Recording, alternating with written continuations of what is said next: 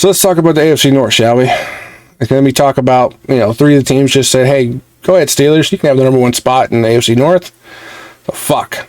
Honestly, I would have taken anybody else. The Bengals, Ravens put them up there. Anybody but the Steelers.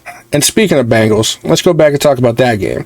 Bengals looked like ass in the first half. I mean, they looked god-awful. They couldn't get anything going, couldn't pass, couldn't run. It wasn't until second half that they got something going. But when they did, they looked like the Bengals again. They looked like the old Bengals that were a good, solid football team. And, losing to this Patriots team, I don't think really makes you look that bad. Because this is a newer, different Patriots team, different coach, different system, and they looked good. They looked balanced. They could run the ball. Stevenson looked like a brand new revived back. Jacoby Brissett looked like a starting quarterback, but we're not here to talk about the Patriots. Go back, the Bengals, once Jamar Chase got going, he looked right, even though he had no practice, no prep time, he still looked good, and he put his team, or helped put his team in positions to try and win the game. Now, like I said, too little too late. I think the bigger test is actually next week for the Bengals, where they play the Chiefs in Kansas City. If they go into Kansas City, play well, and if you even beat them, that erases this loss against New England. So, and if they are competitive, that also erases this loss, I feel like, even if they go 0-2.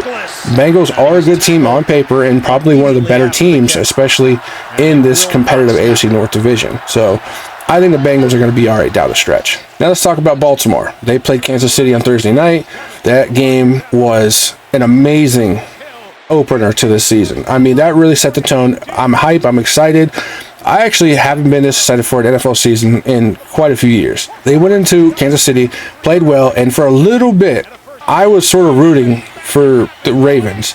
Anybody who watched the game, who saw Isaiah Likely catch that pass, we're sort of hoping it was a touchdown. I mean, it would have made such a great story. But, you lose. Football is a game of inches, and you lost by a toe. But losing to the Chiefs week 1 doesn't really say too much, because the Ravens, I feel, are still the best team in the AFC North, and quite possibly the best team in the AFC, even though they lost to the Chiefs. The Chiefs are coming off that Super Bowl victory. The Chiefs are the Chiefs, man. They find ways to win. They are the new Patriots. Now, and the Ravens, they've historically kind of struggled in games like this, but I still think the Ravens are going to deep into the playoffs. Next week, they have a small test, and the Raiders, I think they run away with that game. I think they pour the points on, and the Raiders never get going. Ravens are going to be fine. Fuck them, but they'll be fine. Now, let's talk about the Steelers. I wouldn't say that they were handed a win. Their defense definitely went out there and grinded a win out for them. Justin Fields looked okay. He looked like he did with the Bears, except he had a competent offense around him. They're going to be fine. I think they're going to get going. The offense is going to be good all season. I feel like they're going to be better than they were last year. I don't think Russ even sees the field. If you have Russ on your fantasy leagues, you might as well just drop him now, because I don't think Fields is giving it up. And I know Mike Tomlin said ask him that question Tuesday about who's going to start. I think it's Justin Fields. I think he's going to stay starting. I think he's going to take the job. Steelers, they're going to be okay. They're going to be middle of the road to good. Another winning season, I feel like, for Tomlin. Unfortunately, I don't feel that same way for my Browns, because they bet the house on Deshaun, and you have Baker Mayfield balling out in Tampa Bay. The Cleveland Browns went from one of the most inspirational teams in the league to now feeling like there's no heart and soul on the field when you're watching them. On defense, offense, special teams, there's no urgency, there's no emotion, there's no heart. Me, personally, I 100% feel that it's Deshaun Watson. I feel like the locker room and the team isn't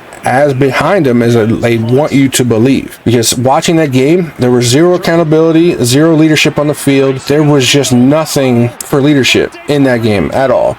And that's why we lost. And then even in the second half, we only scored when the Cowboys were taking their foot off the gas. We didn't score against the best Dallas defense. That's just the way it is. They basically let us score. And unfortunately, if the Browns don't get their head out of their ass, and I'm not talking about the players, I'm actually talking about the staff behind them that are supposed to get them ready and supposed to instill a bit of accountability for the leaders of the team. Myles Garrett, Deshaun Watson, you're just not seeing it. Unfortunately, my early prediction for the AFC North is the Browns are at the bottom of the barrel again. Maybe they'll get 7 wins, right? 7 or 8 wins, maybe. I don't think that's going to be good enough for the AFC North. I think every other AFC North team is 500 or better, other than the Browns. I say the Bengals coming in 3rd place, Steelers probably in 2nd, and the Ravens, they're the best team in the AFC by a large margin. Unfortunately, as much as it pains me to say that. If you're interested in watching me be sad all year, like, comment, subscribe.